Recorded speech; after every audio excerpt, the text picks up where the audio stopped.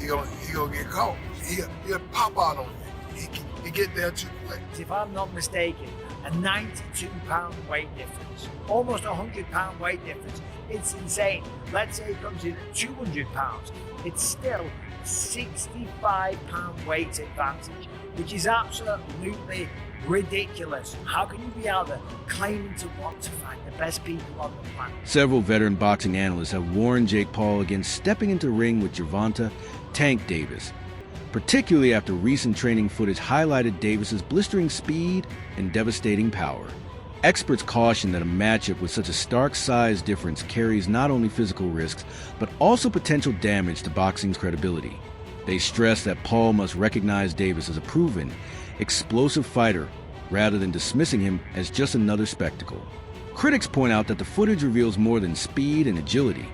It showcases Davis's technical precision, sharp timing, and ability to trap opponents, all of which pose serious danger if Paul underestimates. I'm surprised because it sounded like Jake Paul and Anthony Joshua was getting closer and closer for January. However, there have been rumours of Gervonta Davis versus Jake Paul in the past. I think with Gervonta Davis's kind of legal problems in the last month or so and rumours about his retirement, I don't think it's a massive shock that he is taking this Jake Paul fight if it is going to go ahead, purely for the reason that it's a lot of money for maybe not the most difficult job that he's going to have in his career. So it's a strange one, but yeah, it's just another kind of day in the sport, really, isn't it? Promoter Eddie Hearn has issued a stark warning to Jake Paul about the dangers of facing Gervonta Davis. He cautioned that Paul could face serious, even devastating consequences, bluntly advising, be careful what you wish for, while acknowledging the fight's massive commercial appeal and rating its chances as 50-50. Hearn insists a matchup is a dangerous mismatch. His underlying message is clear. Paul risks far more than just his win-loss record. His health and long... I think he's extremely dangerous for Jake Paul. You know, I've got... The general feedback is the boxing world saying, please, AJ, go in and evaporate this young man from the boxing world so we can all get on as normal.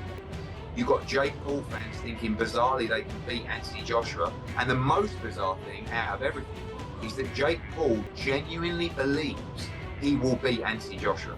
I think that's the only reason we're going to see this fight, but I truly believe you're going to see it at the beginning of 2026. Daniel Cormier offered a thoughtful yet critical take on Jake Paul's decision to fight Gervonta Davis. He acknowledged Paul's promotional genius and growing credibility, even admitting, "I respect Jake Paul today," while praising how he's built himself into a star with major platforms like Netflix backing him. Still, Cormier couldn't overlook the glaring mismatch in size and skill. He noted Davis weighed just 133.8 pounds in his last fight, whereas Paul approaches 200 pounds. While Davis is undoubtedly the superior boxer, Cormier warned the risks cut both ways. If Davis loses, the embarrassment could be immense, and if Paul loses, his momentum could collapse entirely. When a disruptive challenge is a legend, guys, anything can happen. When a kid that was on YouTube and on Disney walked in there and said, "I'm going to be a professional boxer," Jake Paul needs to be commended for that.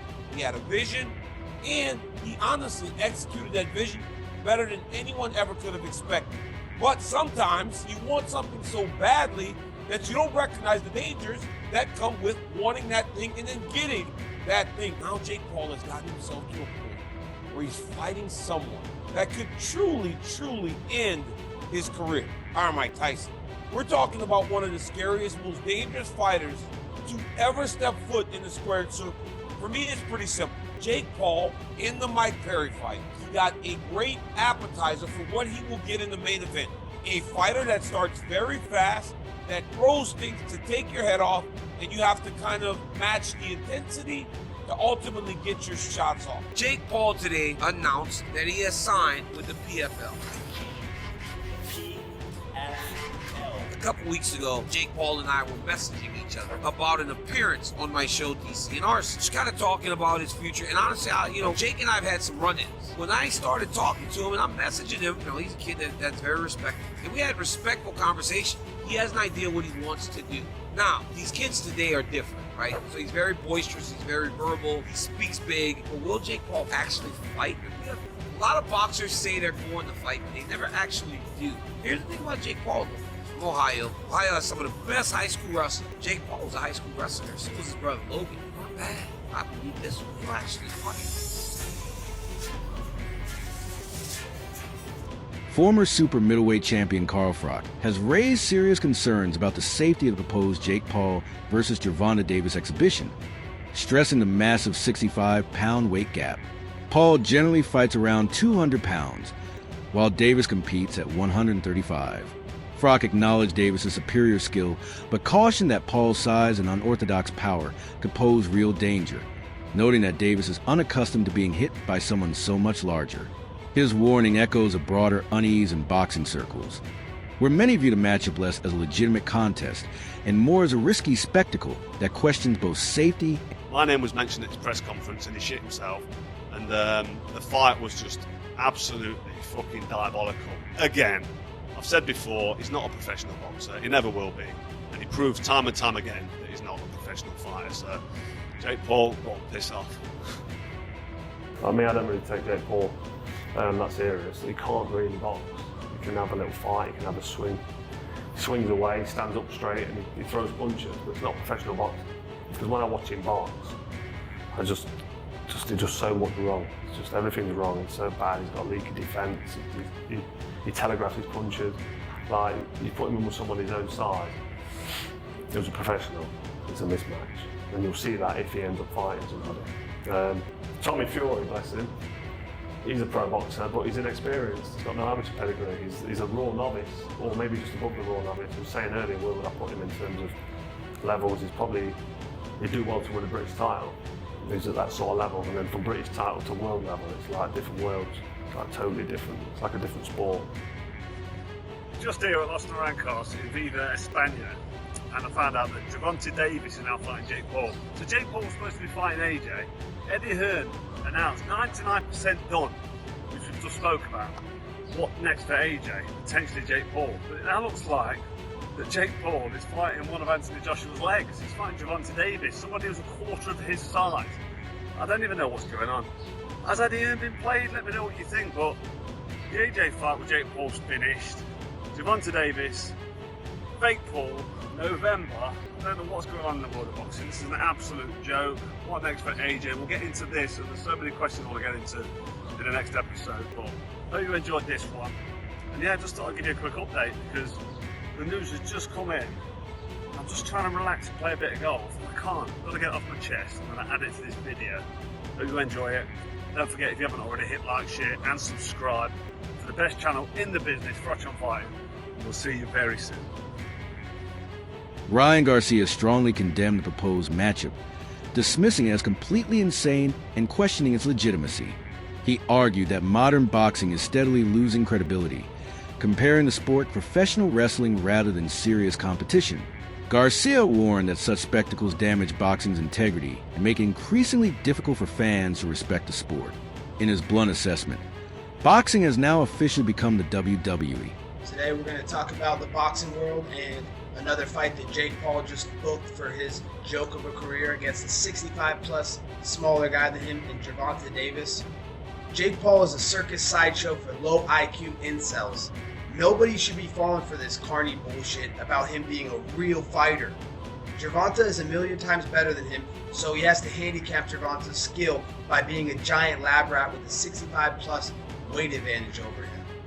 This is a joke. This is a mockery to the sport of fighting. You know, the best are supposed to fight the best. Why is he fighting a guy that's, you know, in his last fight, Mike Tyson, who, you know, he's got a 40-year age gap between them? You know, why are you fighting a guy that should be in line for, you know, the early bird special, not fighting in a boxing ring and Mike Tyson? Now you're fighting a guy who is, you know, tiny. He's a 130-pound fighter. You fight in the 210, 210, 220 weight range. So, you know, this is another joke in Jake Paul's career. You know, he claims to want to be a real fighter, but, you know, he's not taking the real steps to be real fighters and fighting, you know, top 10 guys and fighting the best guys in the world. You know, he fights, you know, these circus sideshows against guys that have no business being in there against him. So, you know, I guess this is the state of boxing. It's dead. UFC took over, and, you know, this is what you get now. You get this YouTuber who, you know, is on Lizzie McGuire, and he wants to claim to be a real fighter, but he doesn't want to fight real fighters. So, you know, I think it's ironic though. Why would he hire a lawyer to sue people that say that his fights are fixed if they weren't? Allegedly. So I don't know. It's kind of weird. You guys do the math. Let me know what you think in the comments below. Amir Khan has fiercely denounced the planned exhibition between Jake Paul and Gervonta Davis, calling it disgusting and warning of severe safety risks. He pointed to massive size gap. Paul around 200 pounds versus Davis at 135, plus an 8-inch height difference, as evidence of a dangerously unbalanced matchup that would never be professionally sanctioned. Khan cautioned that such spectacles risk serious injury while damaging boxing's credibility, and he praised promoter Turki Alshik for refusing to endorse YouTube-style events that exploit on a guy who's obviously a lot heavier than him, but in an exhibition fight. What are your thoughts on this fight? A really bad mismatch, and you know what? Whoever the promoter is in that's agreed Gervonta to fight, and whoever the promoter is to fight for Jake Paul to say fight this little man. I mean that's wrong, man. I mean that's just like torturing someone. I mean going in there and hurting someone is just not fair on Davis. But like say you don't know what position Davis is in. I heard that he's been having a lot of legal problems and been arrested a couple of times for a couple of felonies and stuff I've seen with his ex-wife and stuff. So you know what? You know what's going through his head. Maybe he just wants to cash up and walk away from the sport. And maybe this is a great opportunity for him where he's seen this fight come up and he's like, fuck it, I'll take it. But yeah, I mean, yeah, I think they're making boxing a joke, really. One day someone's going to end up getting hurt so badly, then it's going to definitely destroy the sport. Michael Bisping delivered a scathing critique of Jake Paul, branding him a bully for repeatedly targeting much smaller opponents. He highlighted the glaring mismatches, noting Paul's 60-pound weight advantage and 7-inch height edge over fighters like Canelo Alvarez. Bisping blasted Paul's choice of opposition, accusing him of deliberately seeking out undersized or less skilled fighters to pad his record, calling it an embarrassment to the sport. He questioned the legitimacy of Paul's status as a serious boxer, arguing that Paul relies more on spectacle and physical disparity than actual merit. For Bisping, it's nothing more than bully boy tactics. Out there claiming to want to fight the best people on the planet, and then going out there and taking on a guy that is maybe 92 pounds heavier, that is at least 65 pounds heavier than you. That is called one thing. That's called being a bully. It's like, dude, what are you doing? If you want respect from your peers, if you want everyone on the planet to look at you and take you seriously, give you credit as a boxer, have to go up against someone that keeps you up at night, against someone that gets you out of bed in the morning to go for a run because the fear of them beating you down is real. Michael Bisping has repeatedly criticized Jake Paul for deliberately selecting opponents who are either much smaller or less skilled, claiming these matchups give Paul unfair advantages. He has dismissed several of Paul's fights as disappointing spectacles, pointing out the obvious weight and experience gaps. At one point, Bisping even remarked that Paul is more businessman than fighter, suggesting his career relies heavily on marketing and spectacle rather than genuine competition. In Bisping's view, Paul tends to target aging legends or fighters well past their prime instead of pursuing fair, competitive bouts that could truly measure his ability in the ring. Similarly, KSI has openly condemned Paul's scheduled fight with Gervonta Davis, calling it a disgrace to boxing. He voiced frustration with Paul's opponent choices, arguing that Paul avoided a legitimate showdown with him and instead chooses easier, less risky challenges. KSI's criticism underscores his ongoing rivalry with Paul and his determination to prove himself in a meaningful, competitive Gervonta not fulfilling the rematch clause and just fighting Jake Paul and that whole situation and the reaction of the fight itself. I feel people people got issues because it's 200 million mandatory or either go fight for 5 million. It's a no-brainer. Like, what's what's a no-brainer? A hard fight. A hard fight. And we prize fighters. They prize fighters. Right. The prize is big, and he's going to retire soon. So you got 200 million right here, and you're about to retire soon, or either $5 million. Wait a minute. Kid said he disagreed. Why did he disagree? I think it's just from a fighter standpoint. And on top of that, he got to draw. It's not like you won. Like you won and you gonna go fight Jake Paul. You got to draw, man. You got to go get that back. Why? It was a cherry pick. I mean, yeah, it was a cherry pick, and you looked, and you didn't So look hold good. on. So you got to. I mean, look, with Jake, the guy's been ducking me or running away from me for so long, man. Like, he's just making excuse after excuse, and now he's fine. He wants to fight Tank. I mean, it just says the type of guy Jake Paul is. He only fights someone if he has a major advantage. Anything that's close, or anything that could actually be a decent fight, he runs away from it. So.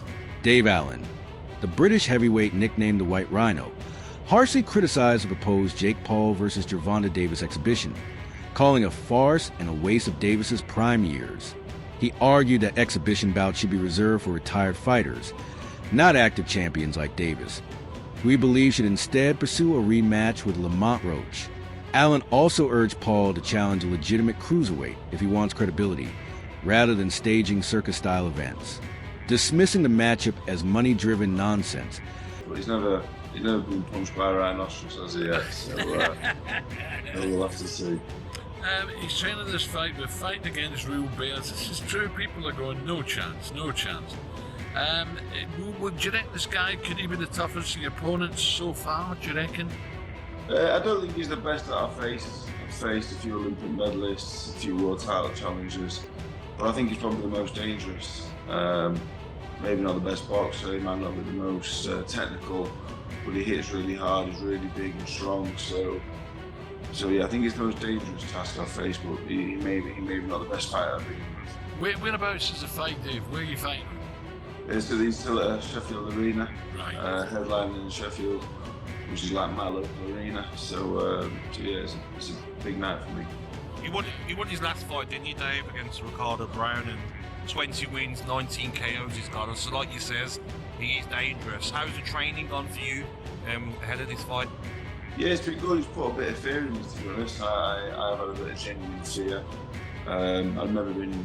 I've been stopped, but I've never been on the canvas ever as a pro or amateur, so, and I'd like to keep it that way, really. Yeah. I'm not on anyone's highlight reel. You see highlight reels of all the fighters I face, I'm not on any of them, and I'd like to keep it that way, so yeah, training has gone up a notch. For the Fisher rematch, I did weigh a little bit heavy, so for this one, if I cut any corners, there's a good chance I'll get beaten. Some critics have branded Gervonta Davis's decision to face a much larger, high-profile influencer as the greatest duck in boxing history. Rather than resolving unfinished business with a worthy peer, Davis chose a lucrative spectacle, leading many to argue he deliberately sidestepped true competition.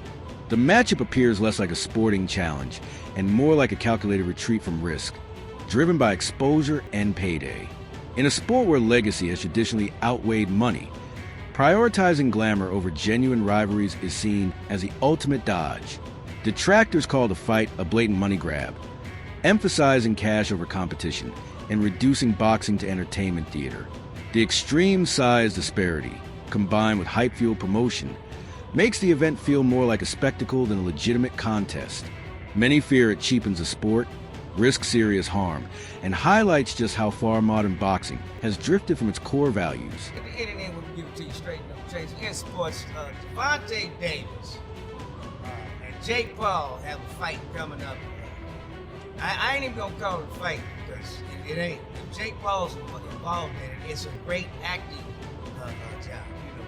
You know, Mike Tyson could have just knocked Jake Paul's face into the canvas, but he got paid 4 punches. Otherwise, he wouldn't have got paid. Pretty sure the same was going for Gervonta Davis. It's a quick money grab. And most of y'all gonna be suckers and tune in. It's a quick money grab. That's all I'm saying. Ain't gonna be no fight. I don't give a fuck how big Jake Paul is. He can't take one of them little tank punches. Tank move furniture. Move furniture. Catch that motherfucker. Move furniture. And Jake don't like his furniture moved, so you gonna pay him not to hit him again. If you really want to show out Gervonta, sign the contract that you ain't gonna hit him, because if you hit him, you lose all the money.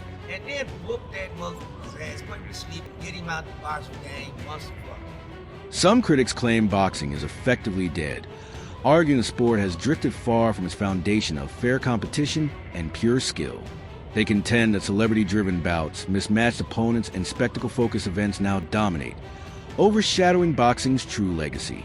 Instead of showcasing world-class fighters, the emphasis has shifted toward entertainment over authenticity. Oh, Jake Paul is fighting Gervonta Tank Davis. Chilaquiles.